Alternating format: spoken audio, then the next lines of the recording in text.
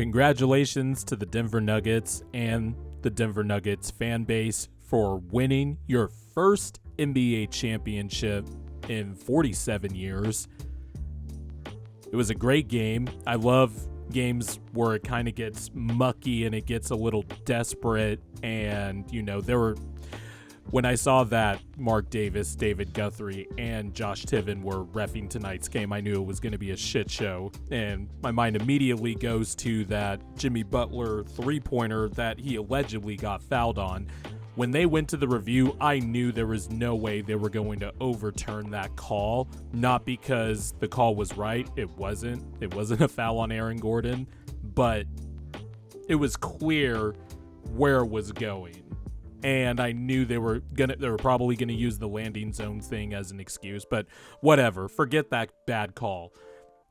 It was just a tough, resilient win for the Nuggets. Jamal Murray started off slow. The Nuggets started off slow. They turned the ball over early on. First possession of the game, it was Murray Jokic pick and roll, and Murray threw it right to Bam Adebayo.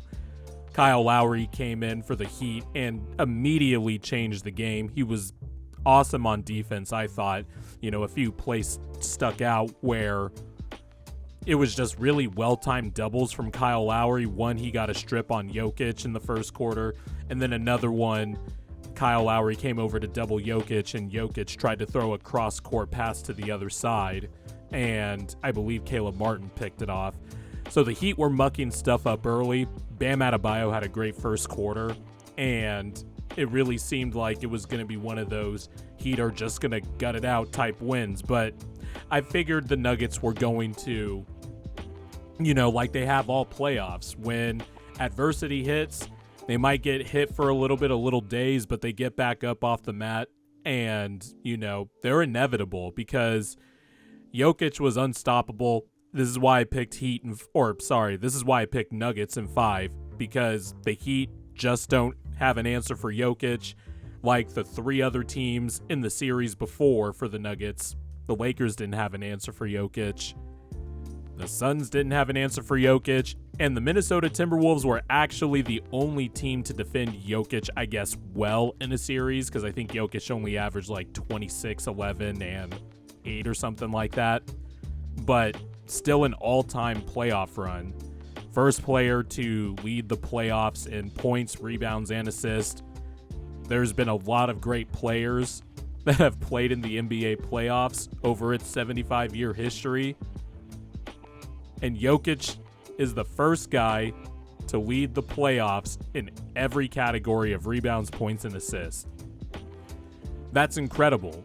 And I'm glad the Nuggets got their title because Jokic has been a good player for a long time, and you guys know on this channel, I have always been a pro Jokic guy. He's one of my favorite players to watch, and it was fun. And I'm not even thinking about it from a, Sixer fan perspective because the whole Embiid Jokic thing, but just the people outside of that it was clear they weren't watching the Nuggets and said things like, Jokic is boring, or Jokic, is this bad defender, which he was a bad defender early in his career. And this season, I thought he reverted back a little bit, but we saw in the playoffs, Jokic is smart.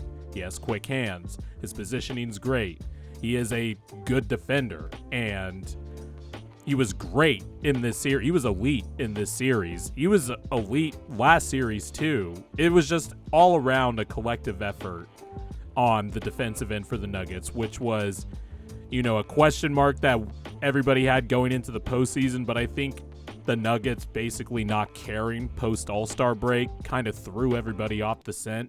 I think even the most pro non-Nuggets fan Jokic believers, they were kind of thrown off the scent too. And, I did make a video at the beginning of this season, or back in August, much like I did with the Warriors the season before in the preseason.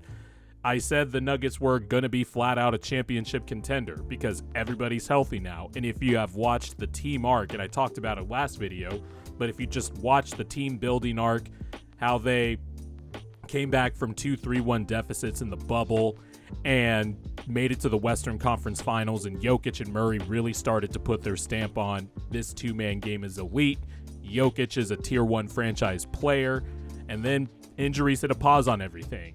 But it's just cool to see it all culminate to this, where Jokic can kind of, get the respect he deserves, because it's true, he hasn't really gotten respect. And of course, all sides of the MVP debate were nasty, and I mean all sides, and I'm not just saying that, but that's what I really felt.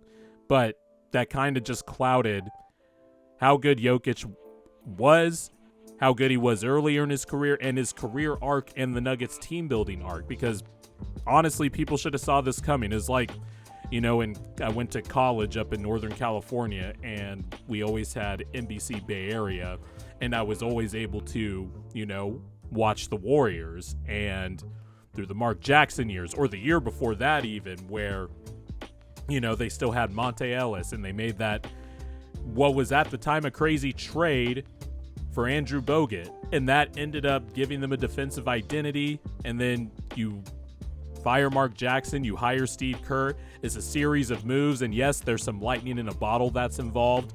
Much like there's a lot of Warriors Nuggets parallels to me with this, where the Nuggets now, I think, next season, I think they're going to be in their 2015-2016 Warriors type beat, where they might not win 73 games, but when you win that first championship, there's just a swagger that comes with, breaking through for the first time, and knowing that you've been in every playoff situation now, and you've come out on the other side with a championship, and you just know how to play winning basketball. And by the way, it just feels like, people who have watched Jokic and followed him, they know that the not caring stuff, some of that is really true, and it really just feels like he would rather just, everybody makes the joke how he loves his horses, but it really does feel like he would rather just ride his horses for the rest of his life, but he's just cursed with this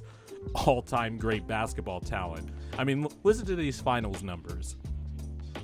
30.2 points per game, 14 rebounds per game, 7.2 assists per game, on 58% shooting, 42% shooting from 3, and 84% from the free throw line on 7.5 free throw attempts per game.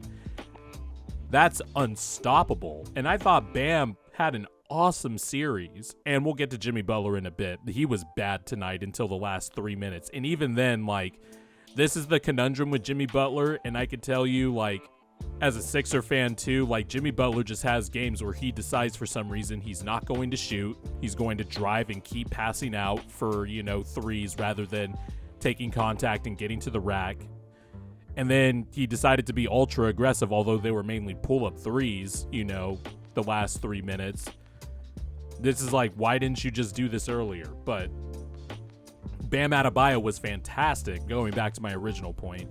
Bam Adebayo was fantastic, and the way he guarded Jokic was, he was fronting him, he was doing the three-quarter high fronting, he was, being physical on the block, not letting Jokic get to his spots, kind of pushing him out to his spots a little bit. He tried everything, and it just doesn't matter, because when you have a combination of somebody who is one of the greatest passers in history, period, not just for big man, because that conversation was over 4 or 5 years ago.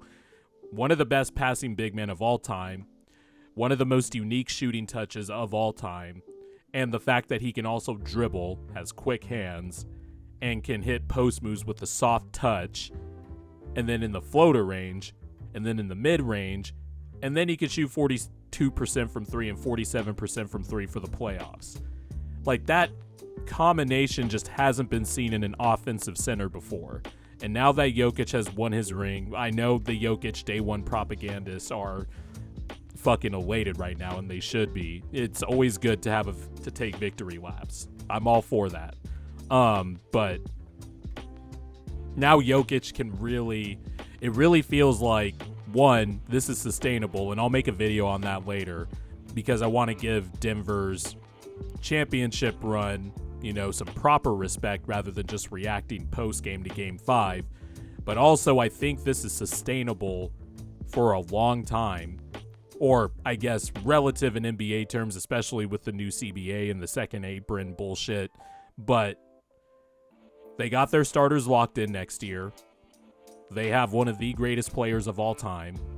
They won their first championship after coming off of a year where they were bounced in the first round. So it feels like if they did a deep playoff run the 2 years before and then made the finals this year, there's just a fatigue thing when teams try to go for a repeat and a three-peat. And I think the Denver Nuggets, schedule-wise over the last 18 months, lengthwise, if I'm making any sense, they didn't have the deep playoff runs prior, so now they have the legs, I think, to make, I definitely think they're the favorites going into next year. And then as long as they have Jokic and Murray, they could get a three-peat out of this. Teams, obviously, it's hard to do, project out for three-peats and stuff like that. But if you're talking about a team that is set up to do that, especially this was like their first real deep playoff run since the bubble, because the other two playoff runs were kind of just put on pause because of injury. The Denver Nuggets could have something here, and if Jokic keeps winning more championships, it's just going to be a matter of when his career ends, how far of an inroads can he make it to the top 15 players of all time, because that is what he is staring at now. And it'll be interesting to see how his career finishes, because I can see his game just aging super well. And, what is he going to do? There's always that joke. What is he going to do? Lose more athleticism as he gets older? Like, the dude is still savvy, big and burly. He's a bear in the post, and he'll still have that all-time great basketball IQ. So, congrats to the Denver Nuggets. Congrats to the Denver Nuggets. Great season for the Miami Heat. And, damn, the basketball season's over already. I guess we'll see, what video I'll make coming in August talking about which team I think is a contender, because it seems whenever I do one of those videos, that team ends up winning. Even though I didn't pick the Nuggets to win this year, I was stubbornly on the Warriors all year, which I hope you could understand why, just because that's the respect they deserve. But I thought the Nuggets were right there too. Before the season, I had a Warriors-Nuggets Western Conference Finals, and then of course, I stupidly picked Phoenix. I was either going to pick Phoenix in 7 or Nuggets in 6, and then I didn't go with my gut and, was wrong about that Sun series. But this doesn't surprise me at all. Like, we all knew it was just a matter of time if the Nuggets just got healthy, and they got it done. And now it's just a matter of watching an all-time great continue to etch his name in history, even though somehow weirdly I don't think he gives one shit about that.